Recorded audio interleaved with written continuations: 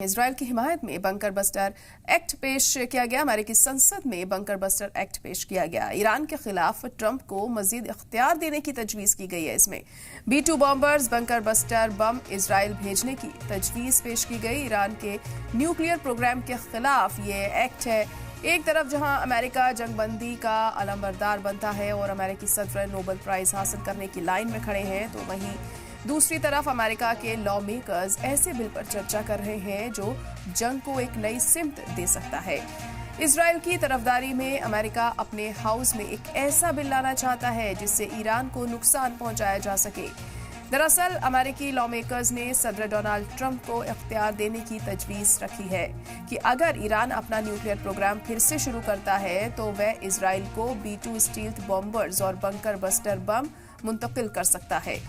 अमेरिकी मीडिया रिपोर्टों के मुताबिक डेमोक्रेट कांग्रेसमैन जोश गोटेमर और रिपब्लिकन सांसद माइक लॉलर के जरिए एक तजवीज पेश की गई है। वाज़ेह हो कि बंकर बस्टर एक्ट नाम का बिल ईरान के न्यूक्लियर डेवलपमेंट के मामले में ट्रंप को इजराइल की तैयारी को यकीनी बनाने के लिए कार्रवाई करने की इजाजत देगा। गोटेमर ने एक बयान में कहा है कि इजराइल को ईरान के खिलाफ खुद का बचाव करने में अहल होना चाहिए और ये यकीन दहानी करनी चाहिए कि ईरान अपनी न्यूक्लियर कैपेबिलिटीज का रिकंस्ट्रक्शन ना कर सके। जबकि लॉलर ने कहा ये बिल सदर को तेहरान को रोकने और दुनिया को एक महफूज मकाम बनाने के लिए जरूरी सामान और ट्रेनिंग से इजराइल को लैस करने का हक देता है।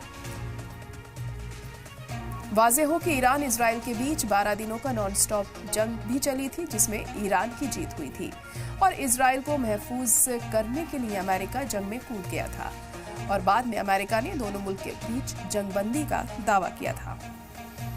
और अब ये तजवीज़ पेश की गई है अमेरिकी संसद में और इसके बाद कहीं ना कहीं ये सवाल उठ रहे हैं कि एक तरफ तो अमेरिका नोबेल पुरस्कार ट्रंप पाने की कोशिश कर रहे हैं और दूसरी तरफ इस तरह की तजवीज़ लाई गई है। आखिर वो किस तरफ इशारा कर रहा है?